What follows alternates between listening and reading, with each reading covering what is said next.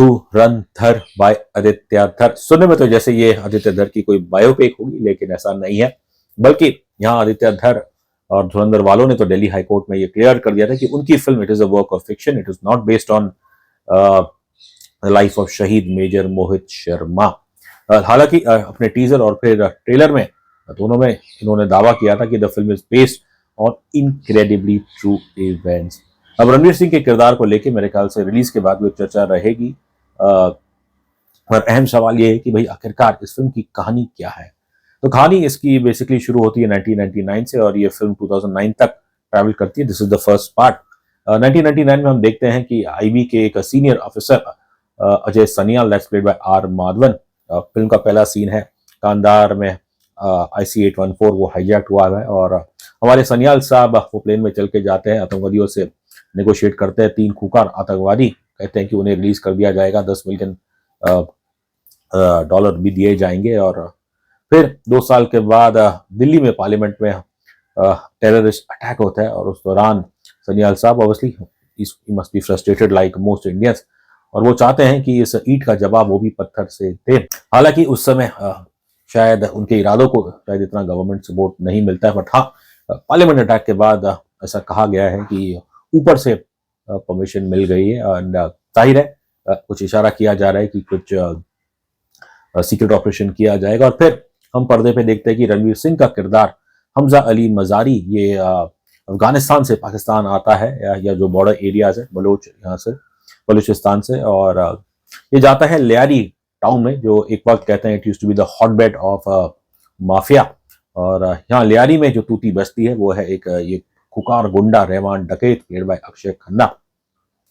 और बस ये वहां जाता है, इसे काम मिलता है, जल्द रहमान डकैत का ये अजीज बन जाता है। और बस वैसी ये कहानी है। अब कौन है ये किरदार, इसका मिशन क्या है, ये सब का खुलासा बाद में होता है।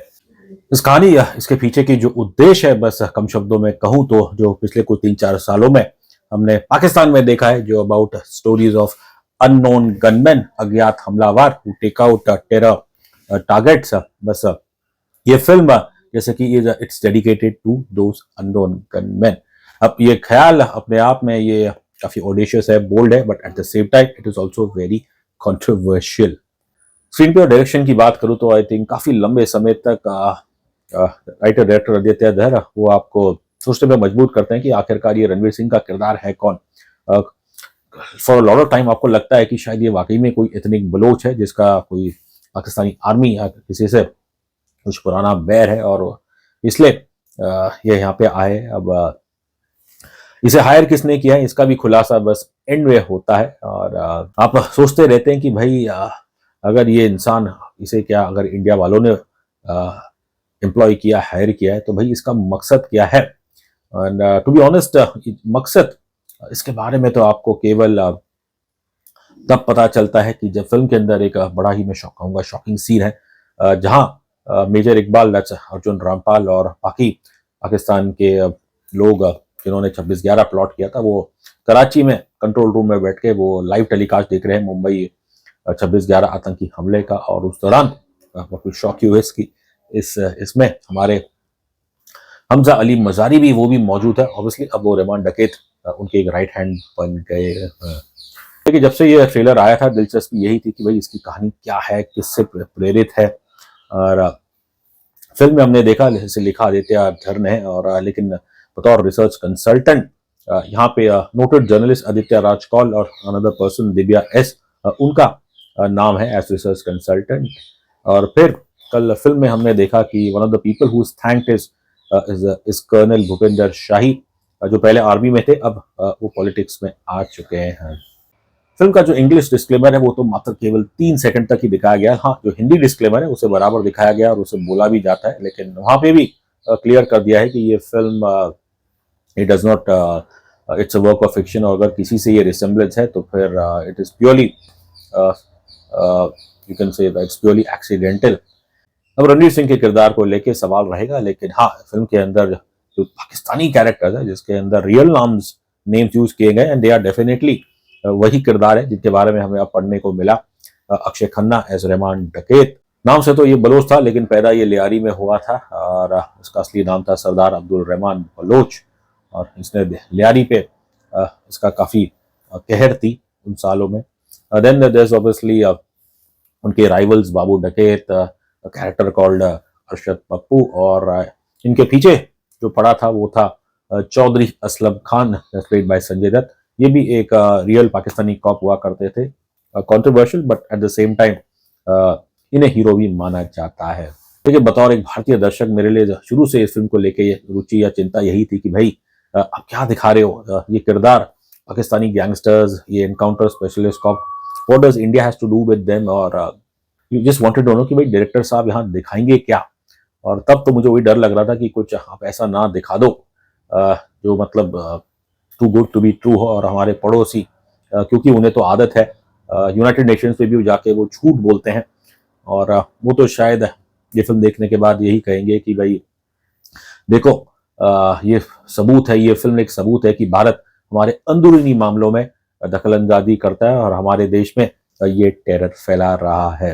देखिए, पाकिस्तान तो हमेशा झूठ ही बोलता है, और मैं सोच रहा था यदि अगर बॉलीवुड एक धुरंधर जैसी फिल्म बनाए which is based on their mafia, और बिकॉज ऑब्वियसली बॉलीवुड की रीच ज्यादा है, India is a big country, और मेरा ऐसा मानना है कि धुरंधर एक it marks a new dawn in the India Pakistan information warfare. खासकर अगर हम Bollywood representation of India Pakistan conflict की बात करें तो नॉर्मली तो वो ट्रेडिशनल स्टोरीज ही रहती है, बॉर्डर कॉन्फ्लिक्ट, वॉर्स, फिर जो स्पाई एक्शन थ्रिलर रहते हैं जो आते हैं वो ऑब्वियसली टोटली फिक्शन होता है। और यहाँ पहली बार एक इंडियन फिल्म मेकर ने पाकिस्तानी गैंगस्टर्स, उनके रियल नाम यूज किए, उनकी कहानी दिखाई है। ऑब्वियसली अब उसमें कितनी सच्चाई है, कितनी हद तक फिक्शन है, वो तो आदित्य धरी बता पाएंगे।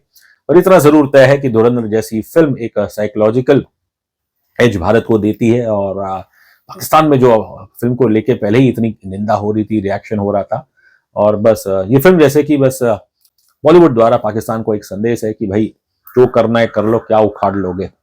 लाइक आई सेड, एक बॉलीवुड के इंडिया पाकिस्तान वॉरफेयर में मेरे ख्याल से धुरंधर एक नया चैप्टर रचती है।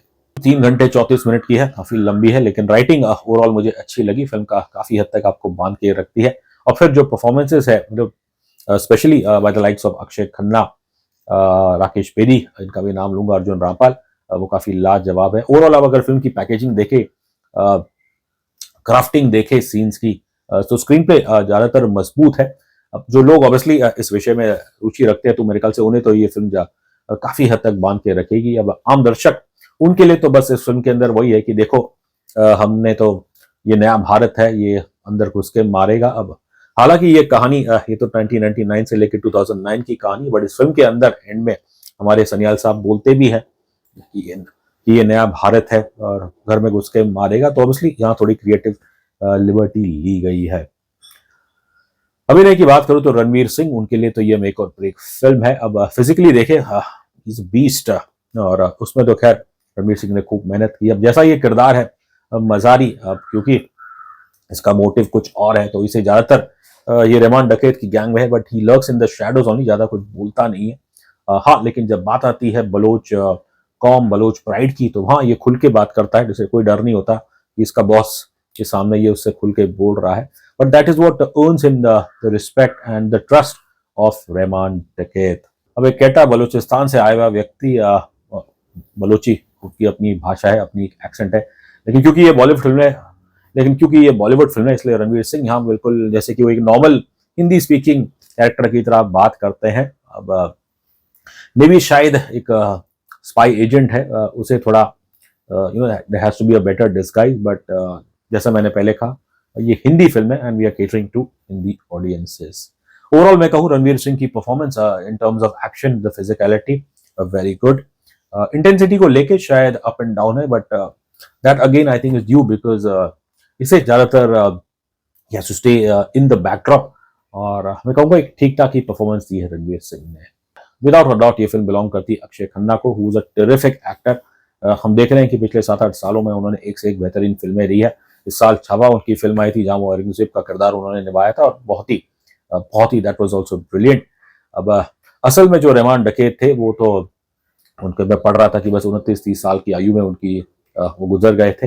अक्षय खन्ना साहब हमारे 50 साल के, but I think this age factor, you know, it helps obviously bring maturity to this character in Dhurandhar. Film शुरू में थोड़ी डल लगती है, लेकिन जैसे ही अक्षय खन्ना स्क्रीन में आते हैं, वो सीन मुझे अभी तक मेरे दिमाग में है कि कैसे हॉस्पिटल है और दरवाजा खुलता है एंड एकदम एक कहेंगे डॉन की तरह वॉक इन करते हैं। काली पठानी पहनी है, चेहरे पे मायूसी है, आंखों में नरमी है, और अपने बेटी की लाश उसे वो लेने आए हैं। एंड बस वहीं से यू नो आई वुड से अक्षय खन्ना बिल्कुल आपको बांध के रखते हैं, और you just can't take your eyes off Akshaye Khanna.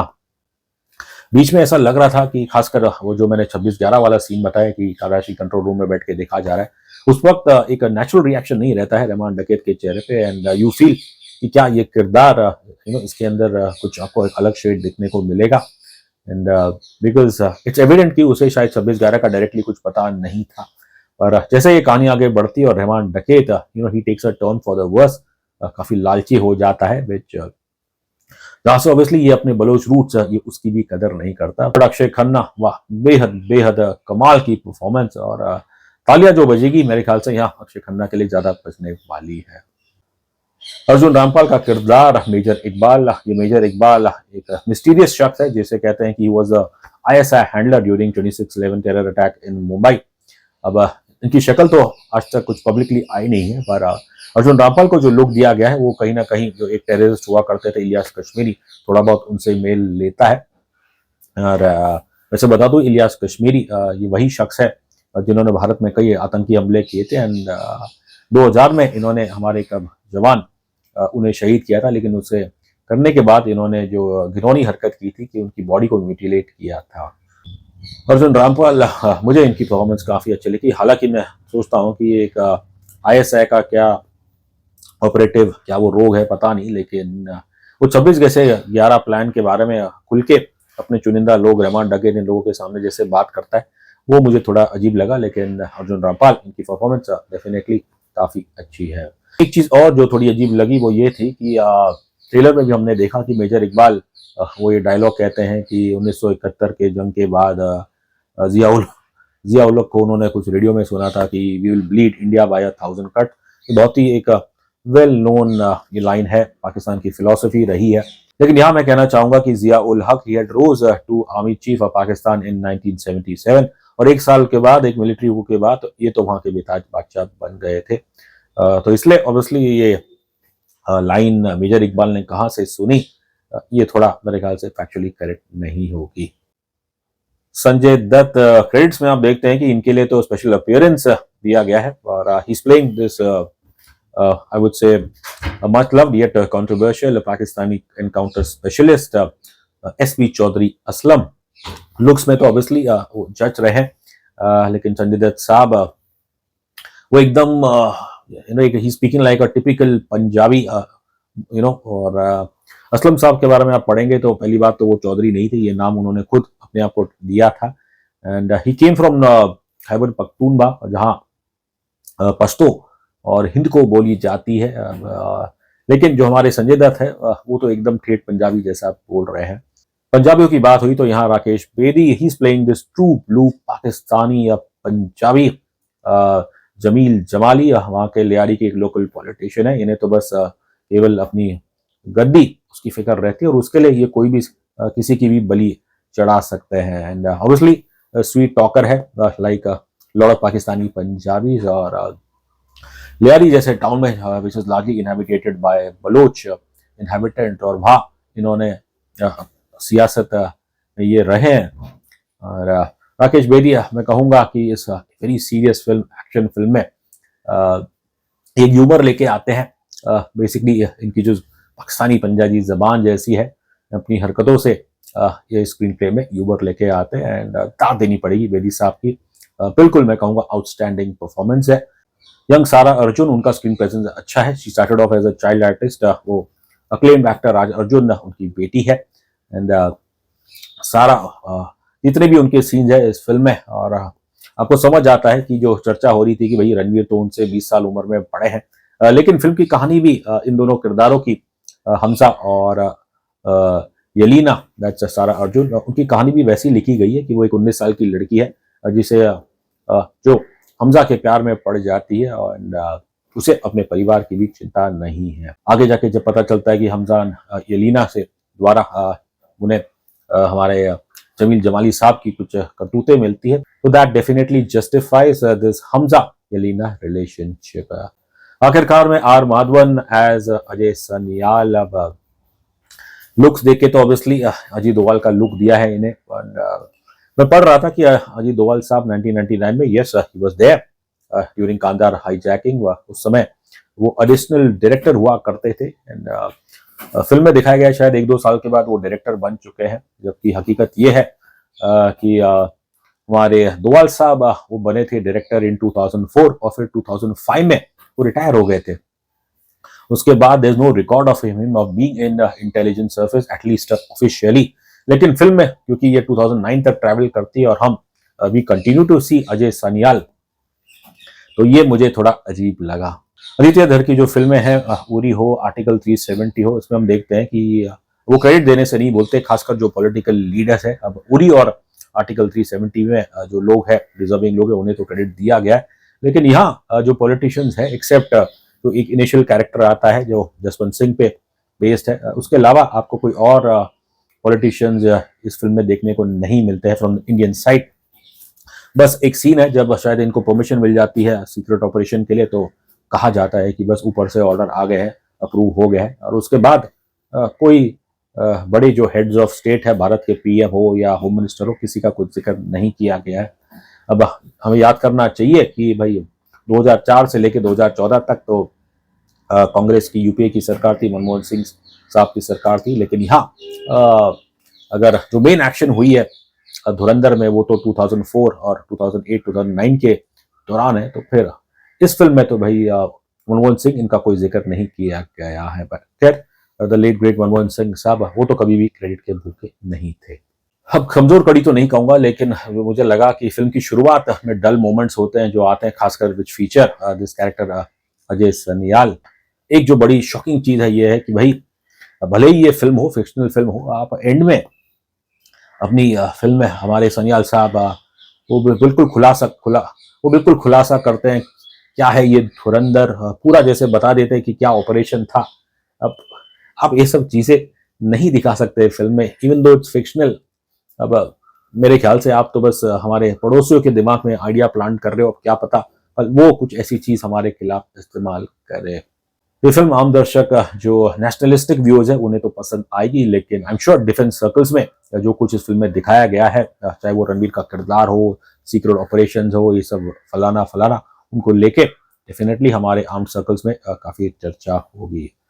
Film में टेक्निकली आदित्य धर की फिल्में स्ट्रॉन्ग रहती है। इस बार तो उन्हें काफी बजट भी दिया गया, खबरों के अनुसार शायद एक फिल्म या दोनों पार्ट का बजट 380 करोड़ है, और तो obviously in terms of technical design, production design, cinematography वो काफी टॉप नॉच है। एक्शन ए रेटेड फिल्म है। अब पहले तो डर लग रहा था कि शुरू से अंत तक ये खूनम खान होगा, लेकिन ये फिल्म एनिमल या मार्को नहीं है। हाँ, कुछ सीन्स इसमें बहुत ही दर्दनाक है, खासकर जब रणवीर सिंह वो इनका हाथ एक व्यक्ति का उंगलियां काट देते हैं, या फिर अक्षय खन्ना बुरी तरह से अपने दुश्मन बाबू डकैत को मारते हैं, और एक आध और सीन है जो बहुत ही ब्रूटल है। बट ओवरऑल आप देखें फिल्म में एक्शन से ज्यादा इसकी जो राइटिंग है, इसकी जो इंटेंसिटी है, वो दर्शकों को ज्यादा बांध के रखती है। अंत पे ये कहूंगा कि फिल्म 3 घंटे 34 मिनट लंबी है, including 4 minute teaser of the second part. अब मेरे मन में तो यही सवाल है कि भाई जब सेकंड पार्ट आएगा तो इसके अंदर जो दावा किया गया था कि इनक्रेडिबली ट्रू स्टोरीज, अब सेकंड पार्ट में इनक्रेडिबली ट्रू कितना होगा और कितना फिक्शन। खैर उसके लिए आपको ज्यादा इंतजार नहीं करना पड़ेगा, क्योंकि सेकंड पार्ट आएगा 19 मार्च 2026 को। रही बात रेटिंग की ऑफ धुरंधर पार्ट 1, तो मैं इस फिल्म को देता हूं 5 में से 2.5 स्टार्स।